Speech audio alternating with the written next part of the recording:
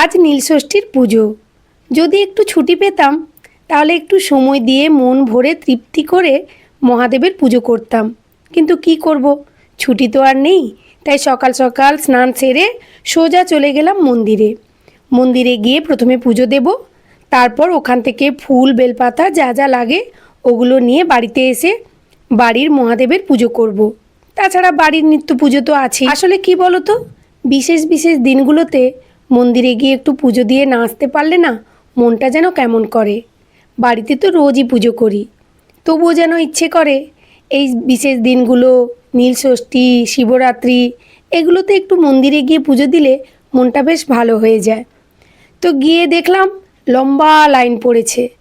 তো সবাইকে আমি একটু রিকোয়েস্ট করে বললাম, আমাকে একটু সুযোগ দেবে গো, সামনের দিকে গিয়ে একটু জলটা ঢেলে দিই, কেননা স্কুলে তো যেতে হবে, আর জল ঢেলে একটু অঞ্জলি দিয়ে তারপর বেরিয়ে যাব।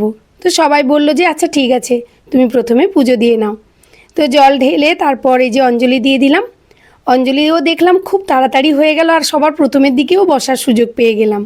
মন ভরে তৃপ্তি করে পুজো করলাম, যেন মনে হচ্ছে আগে থেকেই সব কিছুই লেখা ছিল ভাগ্যে। যার জন্য গিয়ে সবার প্রথমে পুজো দিয়ে দিলাম, অঞ্জলিও দিতে পারলাম। তারপর বাড়িতে এসে এই যে আমার মহাদেবকে মন ভরে পুজো দিচ্ছি। হ্যাঁ, শেষ পর্যন্ত কিন্তু আমি আজ স্কুলে যেতে পারিনি, কেন পুজো করতে করতে কখন যে বেলা গড়িয়ে গেছে, 12টা বেজে গেছে, আমি নিজেই বুঝতে পারিনি। তাই আর স্কুল যাওয়া হয়নি। তবে অনেক অফিসিয়াল কাজ বাকি ছিল, মেয়ের হাত ভাঙার জন্য আমি ছুটি নিয়েছিলাম। তো তাই আমাকে এসআই অফিসে যেতে হয়েছিল। তো স্কুলে যাইনি, কিন্তু অনেক কাজ কমপ্লিট করে ফেলেছি। তো যাই হোক, মহাদেবকে ধুয়ে মুছে রেখে দিয়ে গিয়েছিলাম। একটা বেলপাতায় চন্দন লাগিয়ে পাথর বাটির উপর রেখে তার উপর মহাদেবকে স্থাপন করে ঘি, মধু, চন্দন লাগিয়ে সবার প্রথমে দুধ ঢালবো। তবে দুধের মধ্যে আমি সমস্ত কিছু দিয়ে রেখেছিলাম, মানে পঞ্চামৃত বানিয়ে রেখেছিলাম। তো প্রত্যেকবারে পঞ্চামৃত কিভাবে বানাই তোমাদের সঙ্গে শেয়ার করেছি, তাই আর এবার দেখালাম না। ঘি, মধু, চন্দন লাগিয়ে দেওয়ার পর অশ্বগন্ধার তিলক লাগিয়ে দিলাম। এরপর পঞ্চামৃত ঢেলে পুজো করব। নিজের হাতে পুজো না করলে না মনটা যেন তৃপ্তি হয় না। যতই মন্দিরে পুজো দিয়ে আসি, আমি কিন্তু বাড়িতে পুজো না করলে আমার মন ভরে না। আর জানো তো, মহাদেবের মাথায় যখন জল ঢালবে, সরাসরি প্রথমে মহাদেবের মাথার উপর জল ঢালবে না। ওই যে দেখছো না, মহাদেবের লিঙ্গটা যেদিকে আছে, ওই লিঙ্গের উপরে 3বার ডান দিক, বাম দিক, মাঝখানে জল ঢেলে তারপর 3বার চারিদিকে ঘুরিয়ে মাথার উপর জল ঢালতে হয়। কেন এই নিয়মটা আমি নেক্সট ভিডিওতে তোমাদের সঙ্গে শেয়ার করব। তো তারপরে যে দেখো, মহাদেবকে না গঙ্গা জল দিয়ে ধুয়ে দেবে, মানে দুধটা বা পঞ্চামৃত ঢালার পর গঙ্গা জল দিয়ে ধুয়ে মুছে একেবারে শুকনো করে তারপর এই যে দেখো পৈতে পরিয়ে দিলাম। একে একে যা যা দেওয়ার তুমি তোমার মতো করে সমস্ত কিছু দিয়ে পুজো করবে।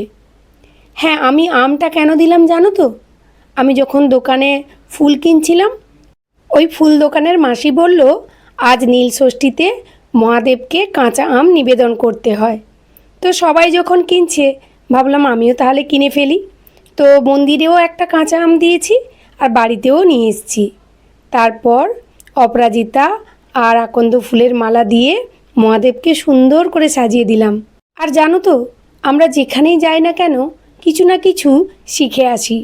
এই যে কদিন আগে আমি সিকিম বেড়াতে গিয়েছিলাম, ওখানে 4 ধামে আমি যখন বাবার মাথায় জল ঢালতে গিয়েছিলাম, ওখানে ঠাকুরমশাই বললেন সব সময় মহাদেবকে জল ঢালার পর মহাদেবের লিঙ্গটাকে ভালো করে শুকনো কাপড় দিয়ে মুছে দিও।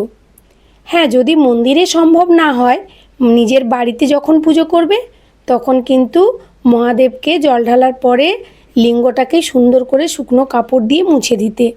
তো এই জিনিসটা কিন্তু আমার জানা ছিল না, তাই আজকে জল ঢালার পর শুকনো কাপড় দিয়ে লিঙ্গটাকে ভালো করে মুছে নিয়ে তারপর আমি মালা পরিয়ে দিলাম। আর জানো তো, আমাদের শেখার কোনো শেষ নেই, ইচ্ছে থাকলে সব কিছুই শেখা যায়। তো আজকের এই ভিডিওটি কেমন লাগলো অবশ্যই কমেন্ট করে জানিও। আর হ্যাঁ, আজকে বিকেল 5টা থেকে সন্ধে 7টা 20 মধ্যে নিজের সন্তানের নামে প্রদীপ জ্বালাতে একেবারেই ভুলো না। নীলষষ্ঠীতে নীলের ঘরে বাতি দিলেই তবেই পুজো সম্পন্ন হয়, তাই এই কাজটি করতে কেউ ভুলো না। তো সবাই ভালো থেকো, সুস্থ থেকো, দেখা হচ্ছে